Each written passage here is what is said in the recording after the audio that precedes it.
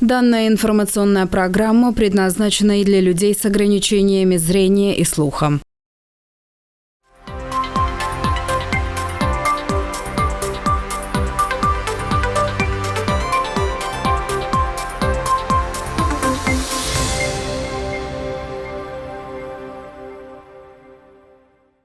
Здравствуйте! В эфире новости на канале АТВ. В студии Елена Янак. Основные новости на сегодня. Майя Санду. Льготный газ для Гагаузии получат все жители Молдовы. С 1 ноября полиция начала перекрывать движение по улице Победы в пределах города.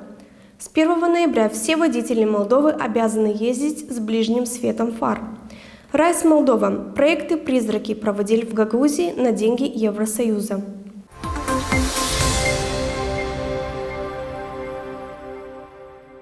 Льготный газ по 10 леев за кубометр, обещанный Гагаузией Башканом Евгений Гуцул, получат все жители Молдовы, заявила президентка Майя Санду. В эфире телеканала «Журнал ТВ» она отметила, что если поступят 10 миллионов кубометров бесплатно, мы их передадим Энергокому и распределим по всей стране. Это будет корректно. Если этот объем газа придет бесплатно, то его никто обратно не отправит. Мы его возьмем и отдадим гражданам. Всем гражданам Молдовы, чтобы было понятно, заявила Майя Санду. По ее словам, прошлогоднего тарифа в 30 леев за кубометр в Молдове больше не будет. В этом году, с учетом компенсации от правительства, президент прогнозирует более низкую цену на газ для населения. Президентка Майя Санду согласилась со словами ведущего журнала ТВ, что цены будут не так уж и далеко от 10 леев за кубометр. Напомним, 31 октября Башкан Евгения Гуцул заявила, что договорилась с Турцией о поставках для Гагаузии, Тараклии и Аргеевского районам природного газа по льготным ценам. Согласно контракту, опубликованному главой автономии 1 декабря 2023 года, по 1 декабря 2024 года в Молдову должно поставляться от 3 до 10 миллионов кубометров газа в месяц. Общий объем поставок 100 миллионов кубометров по фиксированной цене в 160 евро за 1000 кубометров. Общая цена поставок 16 миллионов 38 тысяч евро. Поставки газа должны начаться с 1 декабря.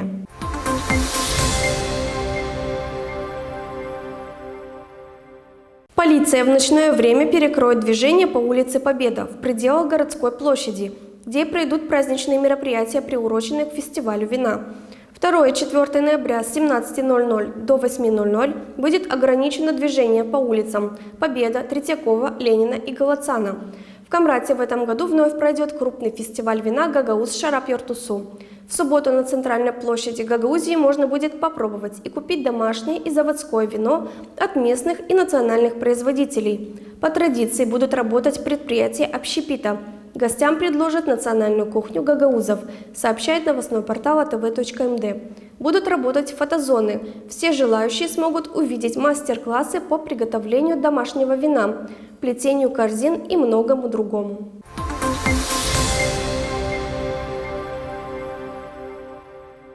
С 1 ноября все водители Молдовы обязаны ездить с ближним светом фар, либо ходовыми огнями и днем. Эта мера предусмотрена правилами дорожного движения.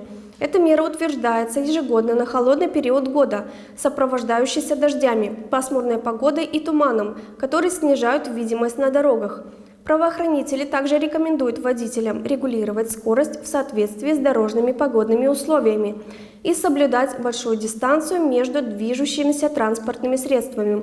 При этом водители обязаны постепенно переходить на зимнюю резину. Мера вождения с включенными фарами в дневное время действует до 31 марта 2024 года.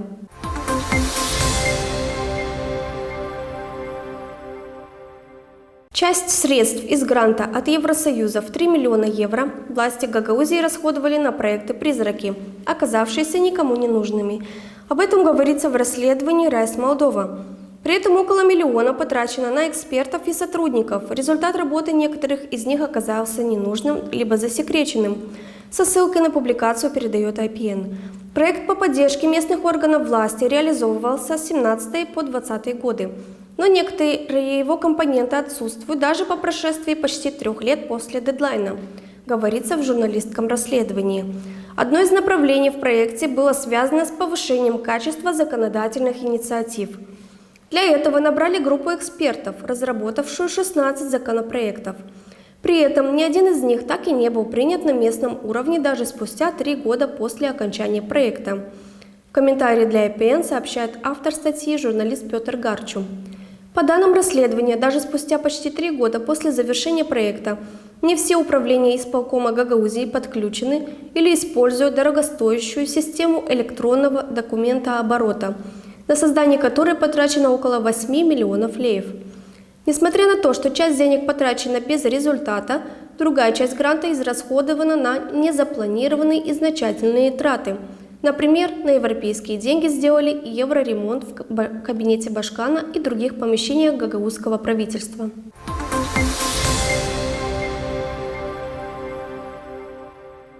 Журналистка телекомпании АТВ Елизавета Ротарь провела расследование, проведенное совместно с Райс Молдова под названием «Тайна лесной плантации в Камрате», которое было опубликовано в социальных сетях. В расследовании говорится, что в 2020 году примария муниципия Камрат, благодаря гранту объединенного подразделения по реализации программы ФАИД, инициировала проект по созданию защитной лесной плантации. План состоялся в том, чтобы засадить 10 гектаров земли. В частности, вязом и сафорой по 15 тысяч саженцев, а также татарским кленом около 8 тысяч саженцев, шиповником и боярышником.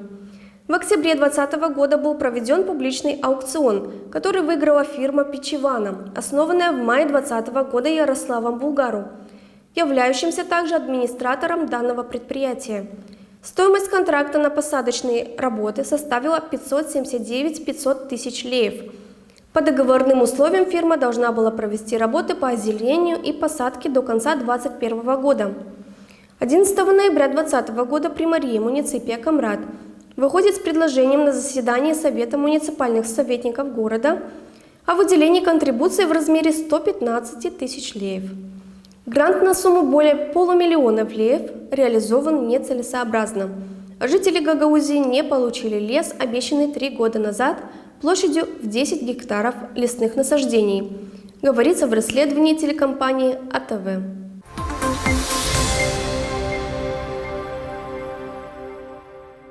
Более 30% учебных заведений в нашей стране не имеют надлежащего санитарного блока, и дети вынуждены ходить в туалет, как в прошлом веке, во двор учреждения. Подробнее в репортаже наших коллег.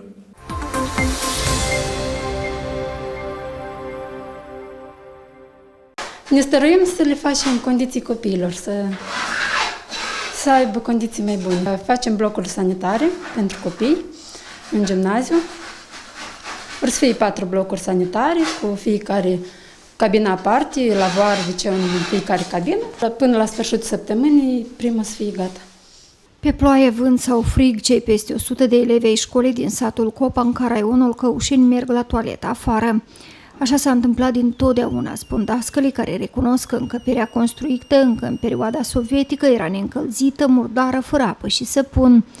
În anul 2023, administrația școlii a înaintat un proiect care a fost câștigat, iar după 1 septembrie au demarat lucrările de construcție a 3 blocuri sanitare. Aici și WC-uri pentru copii, profilele pentru gipsocarton, adică pereți trebuie să-i punem cu vată minerală și placăm cu gipsocarton. Și asta e tot, pe urmă plitca și mai departe lucrările. Directoarea școlii afirmă că a visat la acest proiect de mult, doar că lipsa finanțărilor în acest sens lăsa școala fără condiții de igienă. La moment în școală au loc lucrări pentru renovarea blocurilor sanitare. Cândva în acest local au fost blocurile sanitare, dar de acum cu timpul au ieșit din funcționare și nu mai funcționau. De ce a fost nevoie? Noi, ca tare, știți că pentru a participa la un proiect este nevoie de a fi cel puțin 200 de copii. Și clar că am vrut să participăm și când ne-am văzut în listă că am fost acceptați, nu mai puteam de bucurie. Și profesorii și copiii sunt 3 blocuri sanitare, unul la etajul 1 pentru fetiți, la etajul 2 pentru băieți și mai avem un bloc sanitar pentru copii cu cerințe educaționale speciale. 9 copii, da, cu cerințe educaționale speciale, care frecventează, sunt cu frecvență redusă, și sunt 2 copii cu frecvență redusă, adică vin. Potrivit statisticii, o treime din instituțiile de învățământ din Republica Moldova sunt în aceeași situație, iar elevii folosesc toaleta din spatele școlii. De fiecare dată, autoritățile invocă lipsa resurselor financiare, însă, datorită suportului oferit de Uniunea Europeană, în ultimii ani, mai multe instituții au beneficiat de renovări și lucrări de reparație. La moment, în raionul Căușeni, 4 instituții școlare își construiesc blocuri sanitare pentru elevi.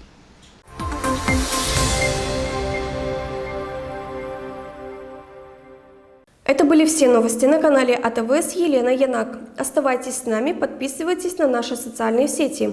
Facebook, Instagram, ВК, ТикТок, Одноклассники, сайт atv.md. До скорых встреч!